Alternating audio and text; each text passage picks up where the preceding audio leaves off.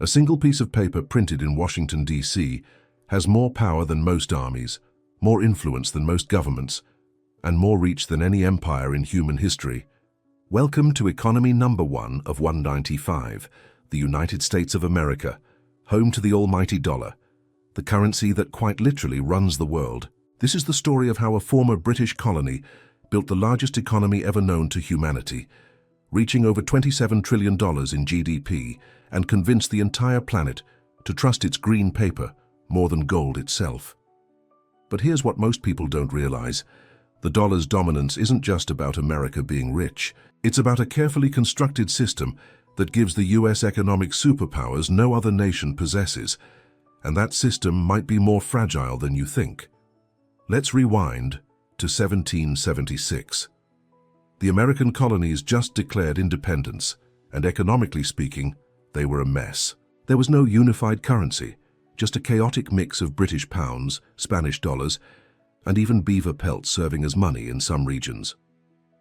The Continental Congress tried printing its own currency called Continentals to fund the Revolutionary War, but they printed so much that the phrase "not worth a continental" became slang for worthless. This was America's first brutal lesson in monetary policy. Print too much money, and it becomes toilet paper. The Founding Fathers knew they needed to get this right. In 1792, the Coinage Act established the US dollar and created the framework for American money. But here's the fascinating part.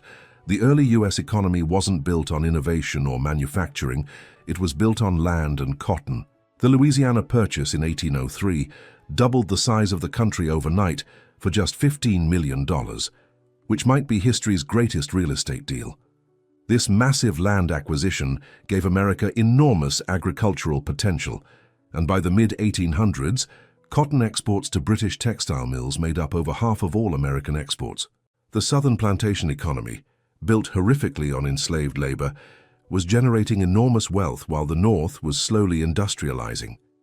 Then came the Civil War from 1861 to 1865, which wasn't just a moral and political crisis, it was an economic atomic bomb. To fund the war, the Union printed greenbacks, another experiment with paper money. And here's a detail that blows my mind.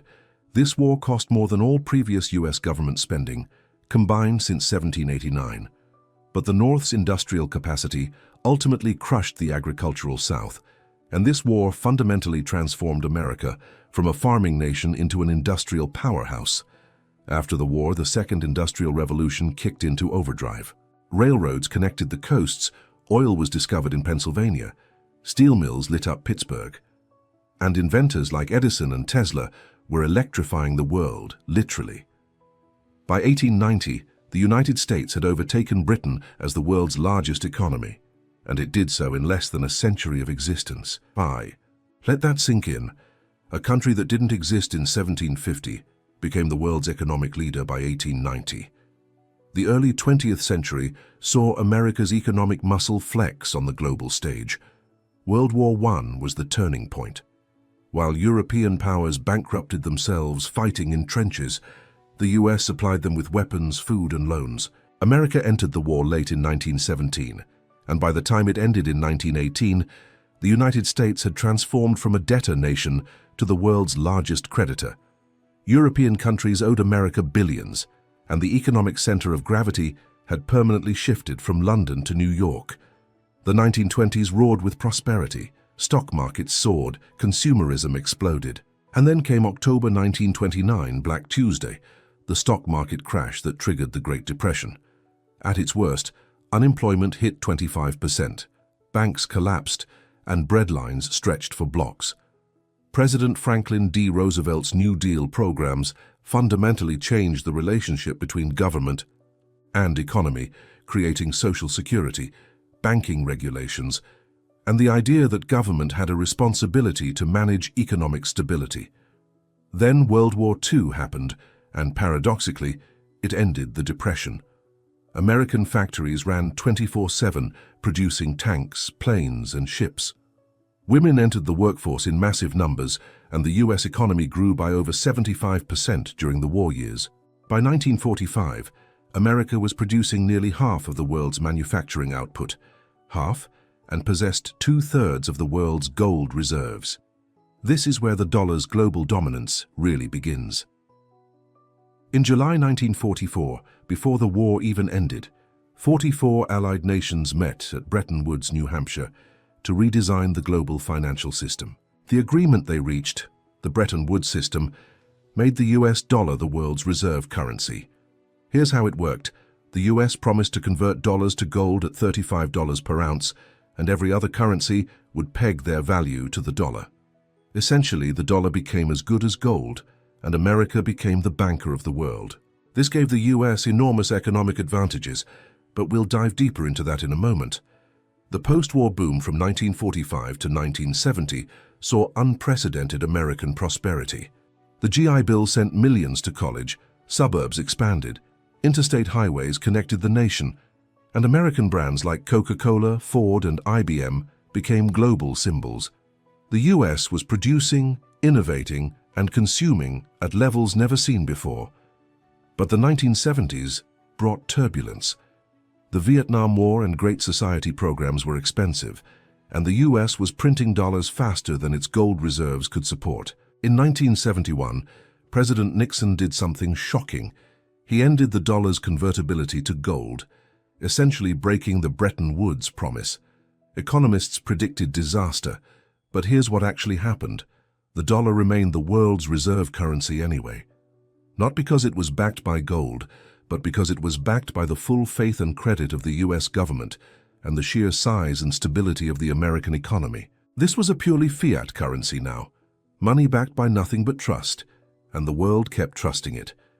The 1980s and 90s saw the rise of the service and technology economy.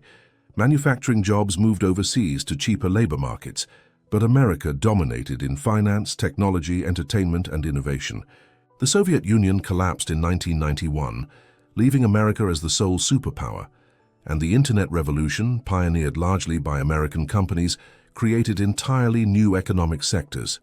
Then came 2008, the Great Recession, triggered by a housing bubble and risky financial instruments that most people still don't understand.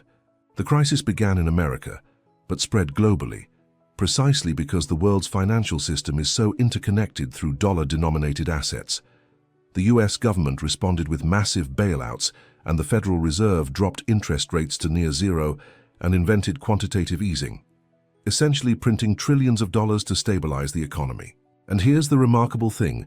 Despite causing a global financial crisis, the dollar actually strengthened during this period because in times of uncertainty, the world still flees to US Treasury bonds as the safest asset.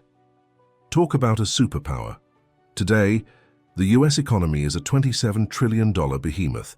That's about 25% of global GDP with just 4% of the world's population. It's driven primarily by services, which account for about 80% of GDP, including sectors like finance, healthcare, technology, education, and entertainment. Manufacturing now represents only about 11%, while agriculture is less than 1%, a complete reversal from 1800. The largest companies by market value are American Apple, Microsoft, Google, Amazon, and these tech giants have become more valuable than the entire economies of most countries. The US also remains the world's largest importer and second largest exporter, running a persistent trade deficit that would cripple most nations, but America can sustain it because of dollar dominance, which we need to talk about in detail. So what makes the US economy truly unique? Three things: the dollar's reserve status, the depth of American capital markets, and a culture of innovation and risk-taking that's unmatched globally. The US invests over $600 billion annually in research and development, more than any country.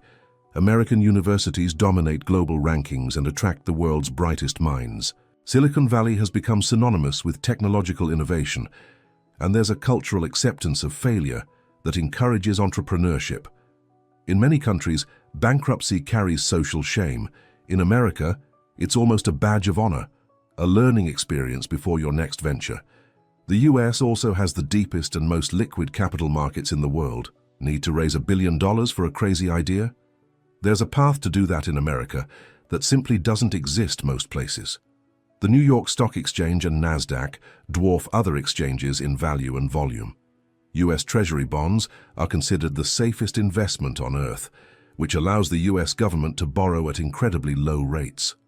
But the real superpower is dollar dominance, and this is where it gets fascinating. About 60% of global foreign exchange reserves are held in dollars. Roughly 90% of all foreign exchange transactions involve the dollar.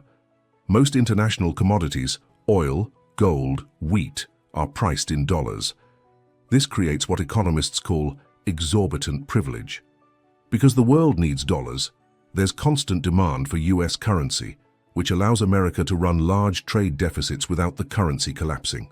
It allows the US government to borrow cheaply because there's always demand for treasury bonds. And it gives America enormous geopolitical leverage. If you're cut off from the dollar payment system, you're essentially cut off from global trade, which is why US sanctions are so powerful. Let's talk specifically about the currency itself. The dollar has a fascinating history. The greenback design we recognize today was standardized in the 1920s, though it's been updated with security features. Every bill is printed by the Bureau of Engraving and Printing, and despite going digital in most transactions, the US still prints billions in physical cash annually, much of it for overseas use. In fact, it's estimated that half of all physical US dollars are held outside the United States. The Federal Reserve, created in 1913, controls monetary policy, setting interest rates and managing money supply. The Fed's decisions ripple across the global economy because when the Fed raises rates, it affects borrowing costs worldwide and can trigger currency crises in emerging markets. The exchange rate story is equally interesting. In the decades after World War II, the dollar was deliberately kept strong under Bretton Woods. After 1971, it floated, experiencing volatility through the 70s and 80s. The Plaza Accord in 1985 deliberately weakened the dollar to help US exports. More recently, the dollar has strengthened again, making American exports more expensive but imports cheaper, which American consumers love even though manufacturers struggle. Today, $1 US equals $1, obviously, but against other major currencies, it's relatively strong. The euro trades around 1.05 to 1.10 per dollar, the British pound around 1.25, the Japanese yen about 150, and emerging market currencies have weakened considerably, with many hitting record lows against the dollar. This strength is both blessing and curse for the US economy. Now let's zoom out to global context. The United States is the world's largest economy, ahead of China's roughly $18 trillion, though China leads in purchasing power parity terms. The US is a member of every major international economic institution, the IMF, World Bank, WTO, G7, G20, and it holds outsized voting power in most of them. Trade-wise, America's largest partners are Mexico, Canada, and China. The USMCA agreement replaced NAFTA, governing North American trade, while the relationship with China has become increasingly complex and competitive. In the tech sector, the US remains dominant, but faces growing competition from China in areas like AI, 5G, and electric vehicles.